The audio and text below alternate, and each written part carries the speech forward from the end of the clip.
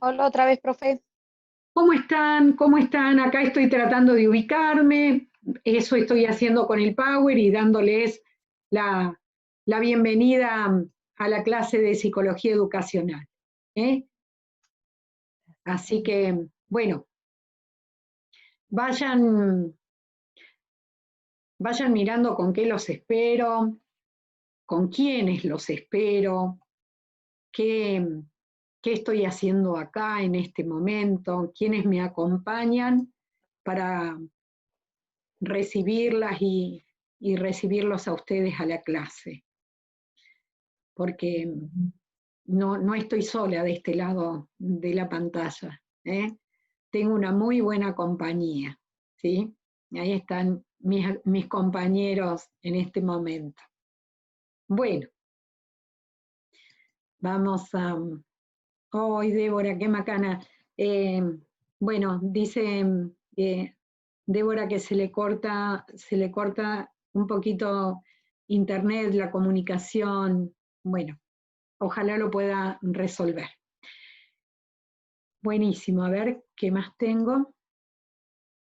Ahora escucho, buenísimo. Bueno, qué lindo, mejor así. Bueno, ¿todos han ingresado los que estaban para ingresar? Sí. Muy bien. Buenísimo. A ver, ¿quién es él? Marcelo. Oh, ya lo conocen. Qué lindo. Qué lindo. ¿Y qué conocen de Marcelo?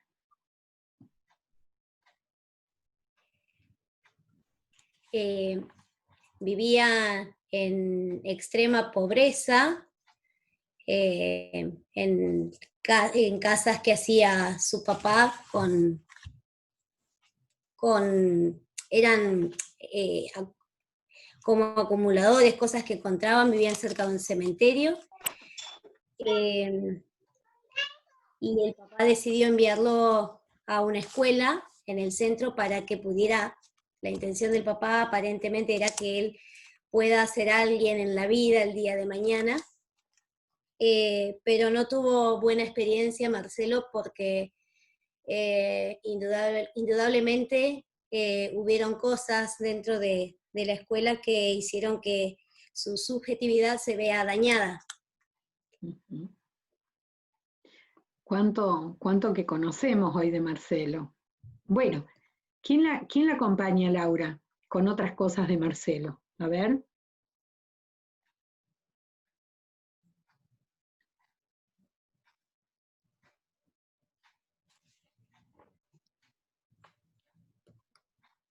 La Llama mucho. profesora no...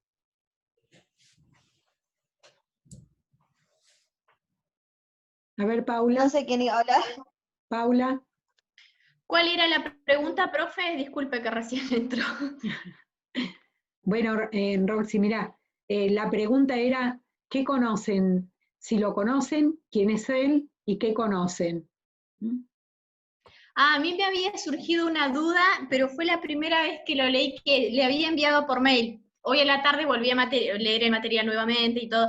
Mi duda era acerca de Marcelo, porque vio que cuando empezamos a leer me dio la sensación como que faltaba información, ¿sí? Cuando plantea que el nene repitió primer grado. Al principio yo pensé que habían dos profes, habían dos maestras. La maestra de antes de que él inicie el ciclo básico o primer grado, que sería como la maestra de la escuela de donde él vivía de la villa, y luego él se fue a la escuela del centro. Después lo volví a leer de nuevo, lo volví a leer, y hay una maestra nada más, que es la de la escuela del centro. La maestra de la escuela del centro. Bueno. Y bueno, y aparece la voz de la psicóloga. Entonces trataba de ir viendo a ver dónde aparecía la voz de la psicóloga, dónde aparecía cuando la maestra contaba todo lo que había sucedido con Marcelo. Muy bien. Esa era mi duda, pero bueno, ya se respondió. Buenísimo, buenísimo, porque la profe no te lo contestó, no lo vio. ¿Mm? No lo vi a No, tu no hay pregunta. problema. Bueno, No, igual hoy pensaba preguntárselo cualquier cosa, de hecho lo estoy haciendo, así que. bueno. Bueno, ¿qué más? A ver, ¿quién más va a traer más cosas en relación a esta historia? ¿Mm? Que, Que la profesora no tomó en cuenta el contexto de donde venía cada alumno, entonces eso fue lo que hizo que Marcelo se enojara con ella, porque primero le pidió que, bueno, que dijeran cómo era el living, después que ellos también describieran cómo era el lugar donde vivían. Entonces eso fue lo que Marcelo hizo, o sea, la maestra hizo que Marcelo se enojara, ujú, porque muy, yo creo que se sintió mal, o sea, no era un lindo lugar donde él vivía y cómo describían sus compañeros donde vivían. ajá, Yo creo que lo que faltó ahí, profe, fue que la profe se adapte en realidad a la realidad en la que vivían sus alumnos. Como que no tuvo en cuenta el contexto y no supo, eh, sí, adaptarse de alguna manera, que me parece que un docente tiene que adaptarse a cualquier realidad, porque si uno solo está acostumbrado a dar clase de clase media hacia arriba, no sé, ahí hay algo que no funciona. Eh, y creo que faltó eso de parte de la profe. Por ahí capaz que no fue ninguna mala intención, no se dio cuenta, ¿sí? Eh, pero bueno, sin querer sucedió. Y eso lo afectó a él porque en realidad lo expuso. ujú, Expuso y lo expuso y él se sintió expuesto, sí, tuvo que exponer todo eso y se sintió frustrado.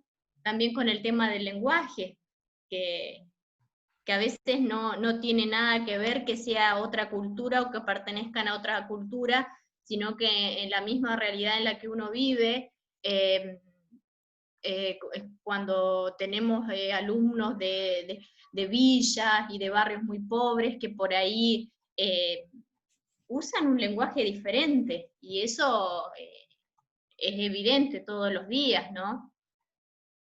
ujú. Muy bien, muy bien. Claro, por ahí él también, yo creo que la frustración vino, o el desconcierto, se sintió perdido cuando él creía que lo que él hacía estaba bien y resulta ser que la maestra lo retaba porque no logró eh, entender o interpretar su modo de comunicarse, su lenguaje corporal, cuando él le tiraba cosas a un compañerito, eran maneras para él estaba bien de expresarse. La maestra por ahí no supo leer eso en él, ese entorno, digamos. Lo tomaba como algo malo, cuando para él no era algo malo. Muy bien, Que muy en bien, realidad fue lo que se le enseñó en su contexto cultural. Él fue lo que aprendió y es como que lo normalizó, lo naturalizó, en realidad. muy bien, muy bien. Fantástico. ¿Qué más podríamos conversar? Profe, Sí. y por ahí una cosa más que creo que es importante es que eh, por lo que relata, se relata en el material, él tenía una familia que, que, que por ahí no venía porque no recibía afecto de su familia, porque de hecho se Ay, describe que la mamá siempre. espera, Laura, que se ha cortado y no te podemos escuchar bien, ¿sabes? A ver, fíjate. Sí, A ver ahí. sí, ahí sí, a ver, Bueno, avíseme, profe. No, dale. esto de que tenía un entorno también en el que se le daba afecto, su mamá era una mamá presente, por lo que se relata, que le daba el pecho, que la tenía. También relata que Marcelo le gustaba, o disfrutaba de salir a trabajar con su papá, o sea, no era que estaba, que le faltaba afecto, cariño, esa parte la tenía. Muy bien, muy bien, muy bien. Es decir, podemos leer ahí algunas cosas de este niño querido, ¿sí? De este niño querido, deseado, y deseado en bien, ¿no? A medida que fueron ustedes relatando, fueron diciendo, bueno, qué quería su papá para él, ¿sí? Cómo lo quería su mamá a él, ¿sí? Cómo en esa situación de amor familiar se lo piensa Marcelo desde lo que diríamos una situación de querer para Marcelo lo mejor, ¿sí? Y diríamos que si nosotros pensamos más allá de Marcelo, o si pensamos en la cantidad de Marcelos y tal vez de niñas de Marcela, podríamos decir, que son así, son los depositarios de esas expectativas y de esos sueños de la familia, ¿sí? Y así es como muchos de los niños llegan a la escuela, igual que Marcelo. Tal vez en esta mirada que estamos haciendo, quiero compartir con ustedes que el caso Marcelo es un caso, un testimonio.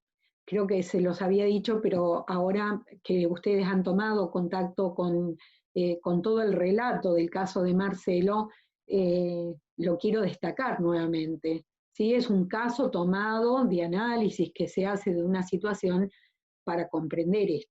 Un caso de psicología educacional, de decir, bueno, ¿qué pasa cuando los niños llegan a la escuela?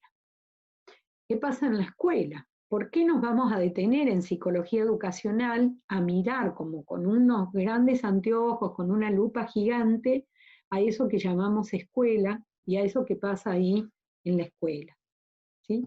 Entonces es un testimonio real, es la historia de un niño que después, bueno, se la escribe de determinada manera para que nosotros la usemos eso, para formarnos y para comprender por qué estudiamos psicología educacional. Muy bien, han dicho cosas de la... Profe, Sí, ¿le puedo sumar algo personal que se me vino, ¿no? Cuando hablaba de los chicos llegando a la escuela como depositarios de sueños. Yo fui a una escuela en Bariloche que era la única con inglés y computación. Y vivíamos mudándonos y yo hoy agradezco mucho el esfuerzo de mis papás de que me mantuvieron incluso viviendo a más de 15 kilómetros de la escuela, me llevaban en cole y no cambiar de escuela, por eso hoy amo el idioma. Y en este momento me están ayudando por un lado mi mamá y por el otro mi papá a pagar la carrera. Y yo siento que son más felices ellos por poder darme eso que no pudieron. Ay, perdón, es que me emociono. Que yo estoy haciendo esto porque lo amo, pero en su momento no pudieron porque éramos realmente pobres. Y, y hoy que ellos me pueden pagar la carrera, siento que sienten también que se avisan como papás. Entonces, creo que por eso hay que tener muy en cuenta la importancia de esos papás que llevan a su hijo a la escuela cuando apenas le pueden dar de comer a veces, pero qué importante es para esos padres la educación de sus hijos para romper con la cadena de la pobreza.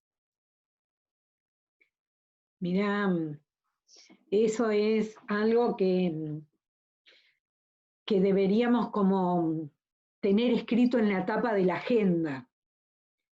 ¿Viste? Así, yo digo, cuando estamos en didáctica hacemos relaciones con psicología, cuando estamos en psicología hacemos relaciones con didáctica, pero digo, si yo tengo mi agenda de profe, ya no la agenda nueva de la didáctica, mi agenda personal de profe, cuando yo escribo ahí de qué hoy me tengo que acordar, qué no me tendría que olvidar, qué tendría que hacer, me parece que en la tapa, cuando abrimos esa agenda, debería haber como algunos indicadores de lo que tengo que tener presente, de lo que tengo que tener ahí como muy a la mano cuando abra mi agenda para no olvidármelo, ¿sí?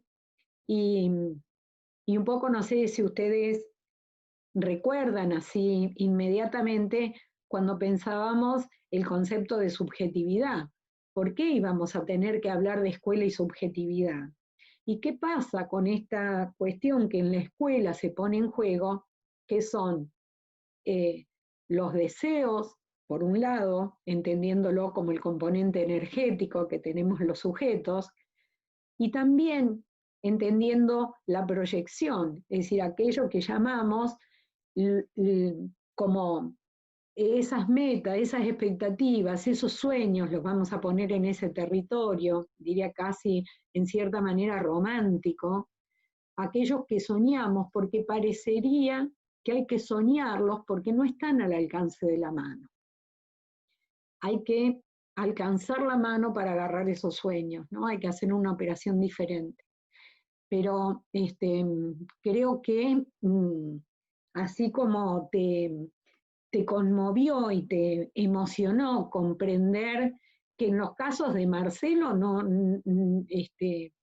no se trataría de un caso, porque yo les dije, miren, es un testimonio, pero es un testimonio porque acá se lo planteó como un caso para analizar, pero uno podría mirar cuántas situaciones como las de Marcelo se encuentran en la escuela. Y cuando digo cuántas situaciones como Marcelo se encuentran en la escuela, decimos llegan a la escuela y ver qué es lo que hace la escuela con eso. Entonces... Profe, y también lo que marca, y por ahí es de didáctica, pero es la importancia del rol del docente. Y entre Albert y entre Marcelo, es como que muy evidente, queda, no sé, nos ayuda a comparar cada docente y queda muy a la vista el rol que cumple y la importancia también. Totalmente. Viste que cuando se arma un diseño curricular, dice, mira, este es el contenido de didáctica, este es el contenido de psicología educacional, ¿sí? Porque pertenecen a esos campos de conocimiento. Pero eso es para poder marcar la enseñanza. Pero después todas estas cosas entran en la complejidad. Es decir, vamos de acá, vamos para allá, bueno, sí, vamos a tratar de mantenernos en el espacio para no salirnos del eje del contenido que tiene la materia, pero tenemos que armar las relaciones necesarias. Y el contexto social donde se trabaja también, porque hay que seguir un contenido, pero muchas veces ese contenido no está pensado, no está evaluado el contexto social donde se va a dar, y ahí es cuando empiezan a surgir todos estos inconvenientes, y es tan importante el rol del docente, como dice Roxana. Miren, fundamental, fundamental, y qué interesante que hagamos esto. No importa que ahora no sepamos si estamos en didáctica o en psicología, digo, importa que nosotros podamos trabajar este conocimiento, podamos armar estas relaciones y podamos argumentar. Profe, perdón, siguiendo con lo que decían mis compañeras, justamente, ¿no? Volviendo a yo como caso, en cuarto y quinto grado, la maestra de grado que me tocó a mí no sabía hacer eso, realmente no supo hacer su trabajo, y fue esa en la época que me tocaba estar a tantos kilómetros en cole, y cuando había mucha nieve el cole no pasaba. Y recuerdo que yo le explicaba, no vine porque nevó, no sé qué, y no pude salir y el cole no pasó. Y me acuerdo que me decía, es tu responsabilidad venir a la escuela, y vos qué te pensás, y qué así. Mira, Débora. Y yo salía llorando de la escuela, y mi mamá, pero, claro, ella no va a entender, digamos. Mira, te diría que anotes. Y yo creo que esas cosas a mí me pueden ayudar a ser profesora desde otro punto. Por ejemplo, a soñar la escuela pública con inglés. Para todos. Qué bueno, bueno, qué bueno. A mí me pasó todo lo contrario, que yo en tercer grado tuve una maestra que fue la primera vez que tuve inglés, fue tipo taller, y yo desde ese día yo supe que quería ser profesora de inglés porque yo quería ser como ella, porque porque las clases de esa profe, no sé, a mí me marcaron para siempre. Y incluso fui al secundario y en el secundario siempre te preguntan, ¿qué vas a hacer? Y la mayoría dice, no sé, estoy viendo. Yo ya sabía, desde tercer grado que supe que quería estudiar esto porque en realidad ella me marcó mucho y me ayudó muchísimo. Me ayudó muchísimo porque yo vivía en una escuela de la chacra, entonces éramos muy poquitos, por ahí también, con lo justo siempre, y ella me ayudó, la verdad que yo la recuerdo siempre, a Muy mi bien. maestra. Te Que encontraste, sí, te encontraste con un Germain. Muy bien, muy bien. Bueno, ¿qué más? ¿Qué más traemos a mirar? Yo recién mirando esa imagen me acordaba cuando cuando la primera vez que la vimos y nosotros, o la mayoría, me parece que decíamos que traía algo desde la casa, y sin embargo, lo de Marcelo es todo lo contrario. En la casa él tenía su resguardo, y en la escuela era todo lo contrario. Muy bien, muy bien, muy bien. Qué bueno que te acordaste de eso, porque fue el lugar cuando yo les pregunté, bueno, a ver, ¿qué les parece? ¿Qué les parece que estamos viendo acá? A ver, ¿qué cuestiones son las que ponemos en juego? Muy bien, qué bueno que lo trajiste. Bueno.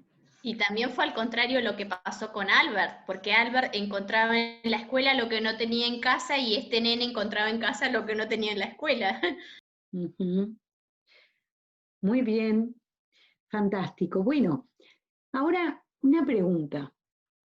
¿Cómo se representaba en las vivencias de Marcelo la escuela?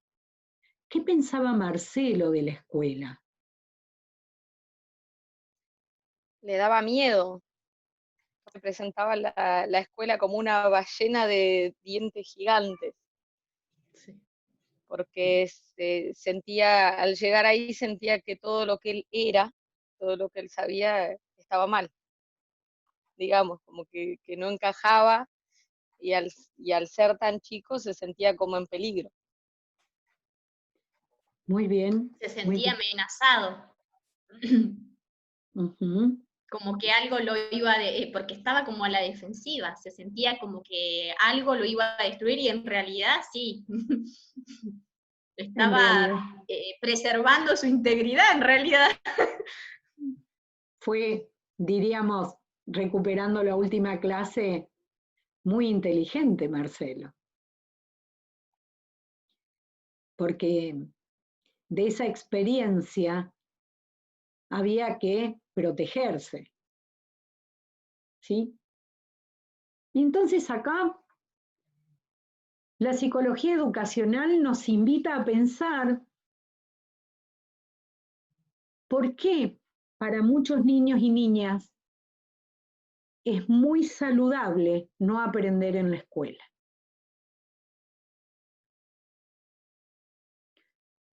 Si leemos esta idea, para que Marcelo tuviera éxito en la escuela, ¿qué es lo que quería la escuela y su maestra que Marcelo aprendiera?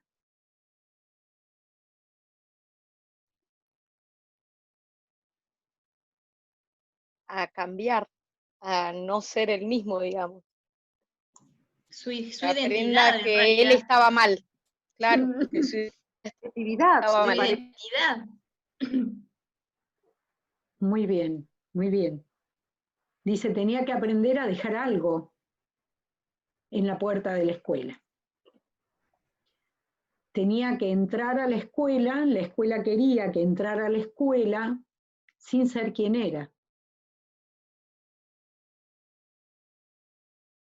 ¿No? La escuela quería que fuera otro.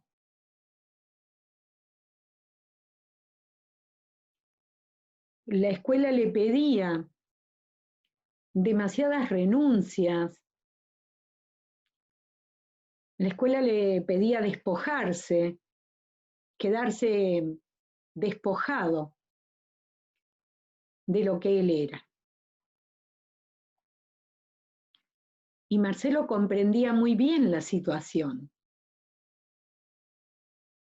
A Marcelo no le faltaban herramientas para comprender, ¿sí?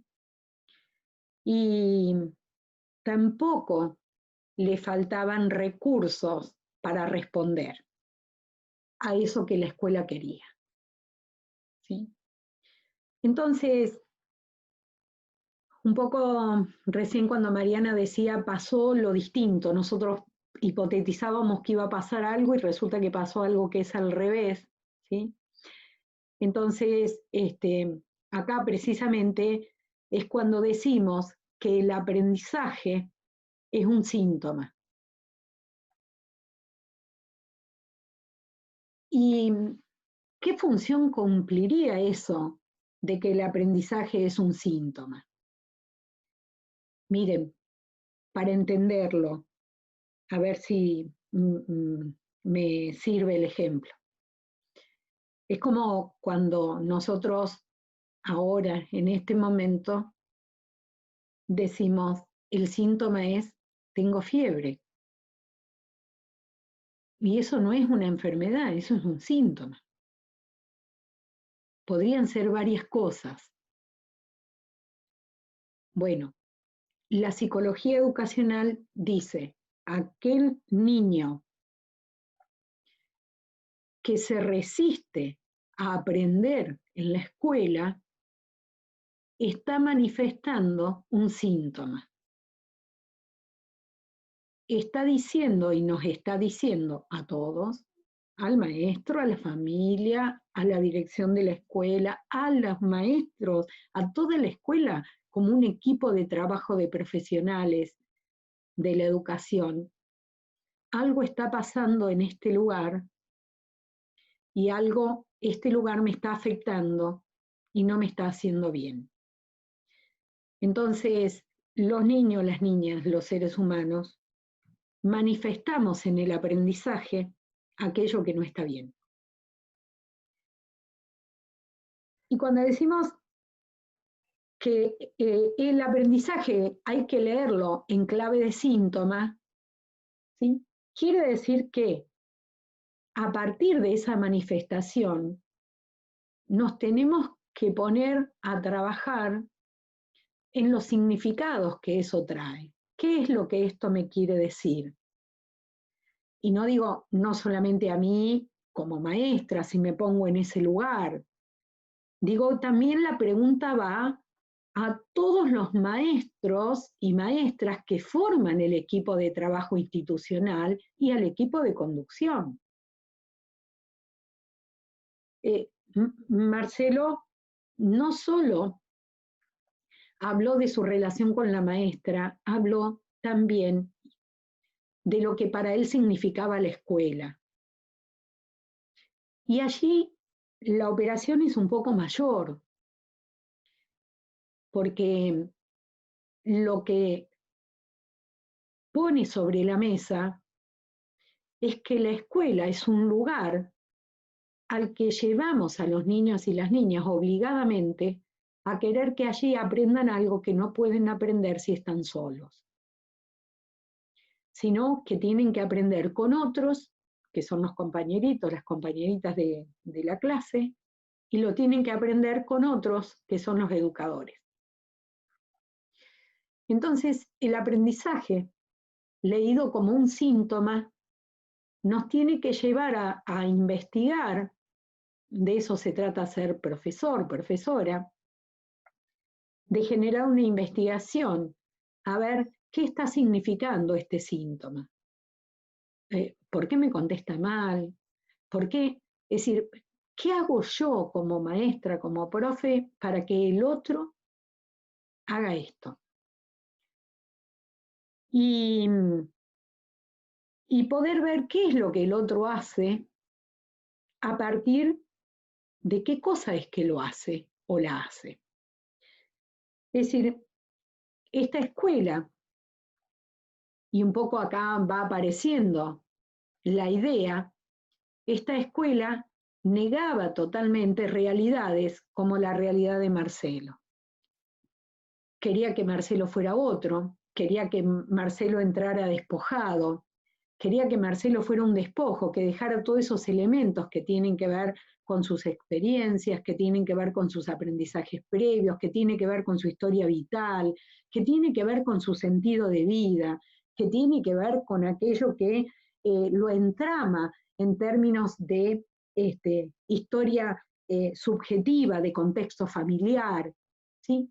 Quería que Marcelo dejara de ser Marcelo y que Marcelo se convirtiera en un alumno, en una cosa, ¿sí? Para que la escuela pudiera moldearlo como la escuela lo quería. Pero indudablemente ahí esa construcción de síntoma que hace en el aprendizaje Marcelo también pone de manifiesto que la escuela como institución educativa encargada de hacer que los niños aprendan, allí también la escuela no podía aprender. Entonces, ¿qué hace un síntoma de aprendizaje? Decimos, denuncia, usamos la expresión denuncia porque pone sobre la mesa, denuncia la capacidad o no de la institución que tiene que encargarse del aprendizaje en la escuela.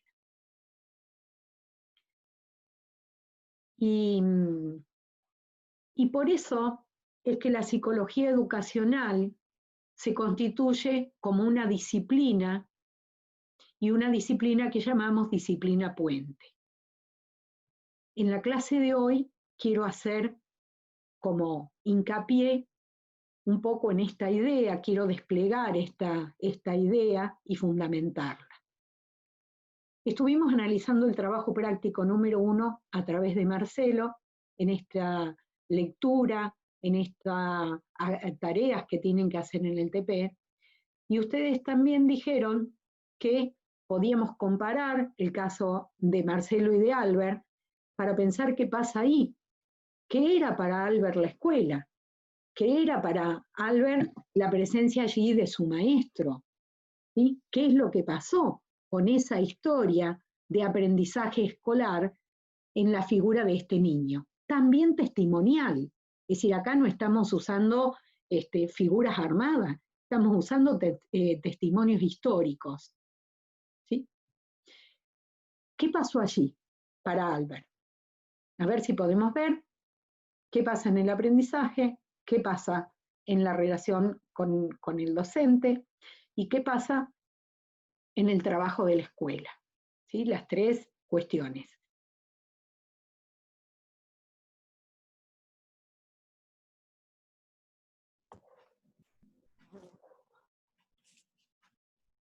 En el caso de Albert Camus, por lo que leímos en el material, él tiene una admiración muy grande por el docente que tuvo, por el maestro que tuvo, porque fue quien lo ayudó, o sea, él veía en él un referente y lo describe como un maestro apasionado, o sea que indudablemente es lo opuesto a lo que pasaba en el caso de Marcelo, lo describe como alguien con mucha pasión, con mucha pasión por enseñar, y describe otro escenario totalmente distinto a lo que eran las clases con este maestro, ya que lo describe como que estaban todos totalmente interesados en lo que el maestro les enseñaba, usaba muchos recursos, les contaba cuentos, es más, en el material lo describe como que no volaba una mosca,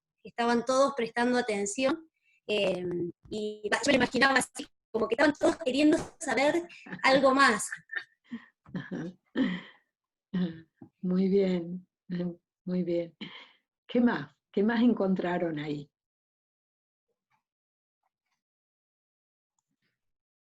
Que no limitaba el pensamiento de los chicos tampoco, porque él le daba como herramientas, pero los dejaban que ellos traten de seguir, como que les sembraba la semilla como para que ellos sigan investigando. A Albert creo que en una parte le hace referencia a que este docente, por ejemplo, hace referencia respecto a la religión, que él era totalmente laico, nunca trató de imponerles, sino que los dejaba a ellos que se expresen como una libertad de pensamiento, que también eso lo marcó Albert. Muy bien, muy bien. Los incentivaba. Y otra cosa que a mí también me quedó, que fue cuando él decía lo del amor, que enseñaba con amor. Que es importante, ¿no? Porque es amor a la vocación o amor a que el resto aprenda y ayudar a ellos mismos, o sea, ser un incentivador, ¿no? De alguna manera. Sí, claro que sí, Mariana, muy bien. ¿Y qué es lo que, a ver si pudiéramos un poco conversar acerca de esto, qué es lo que no le importaba al maestro de Albert Camus?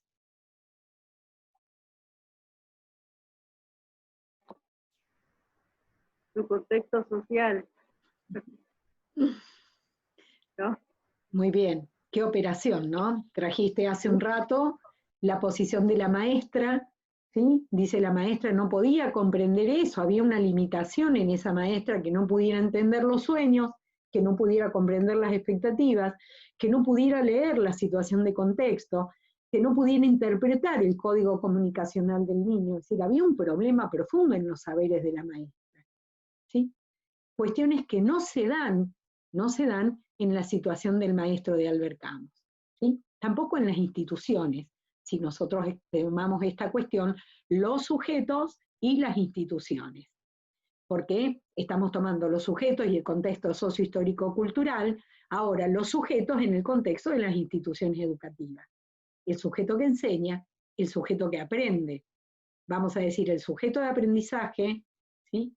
Y el sujeto, en términos sujeto de la enseñanza, sujeto que aprende a enseñar, pero también es un sujeto de aprendizaje. Está sujetado a tener que aprender algo en ese contexto institucional. ¿Sí? Entonces, cuando nosotros miramos estas dos historias, ¿sí? Nosotros decimos que hay algo que tiene que ver y hay algo que tenemos que saber diferenciar.